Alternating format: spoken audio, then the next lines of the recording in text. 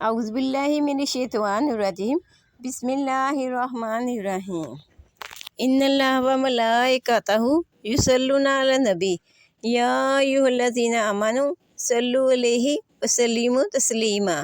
बेशक अल्लाह ताला और उसके फरिश्ते नबी मुकर्रम सल्लल्लाहु अलैहि वसल्लम पर दुरूद भेजते हैं।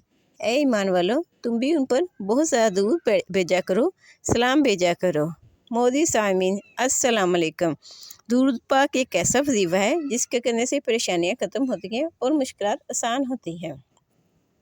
एक सहाबी नबी करीम सल्लल्लाहु अलैहि वसल्लम की खिदमत में हाजिर हुआ और अर्ज़ किया कि उन्हें गुर्बत और तंगदस्ती का बहुत मसला है। हुज़ूर सल्लल्लाहु अलैहि वसल्लम ने फरमाया कि जब तू घर में दाखिल हो तो सलाम कह, बेशक घर में कोई मौजूद हो या ना हो, और उसके बाद एक मरतबा सूरह इखलास पढ़ और मुझ पर दुरूद भेज। वो सहाबी चला गया। कुछ अर्सा के बाद वो वापस आया और देखा गया कि वो खुशहाल है। उसने कहा, इस अमल की बरकत से मैं तो खुशहाल हुआ हूँ, साथ मेरे हमसाए भी खुशहाल हो गए हैं। सुबहान अल्लाह। यानी कि हुज़ूर सल्लल्लाहु अलैहि वसल्लम पर दुरूद सलाम पढ़ने से गुर्बत को तंगदस्ती का खात्मा होता है। दुनिया तो इंसान की संवरती है, साथ उसकी आखिरत भी संवरती है।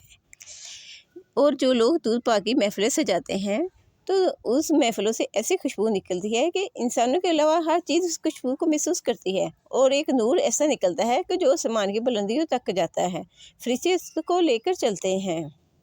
सुबह के वक्त चरिंद परिंद तमाम जानदार हुज़ूर सल्लल्लाहु अलैहि वसल्लम की तारीफ़ के लिए तस्बीह बयान करते हैं और दूध और सलाम का तोहफ़ा भेजते हैं।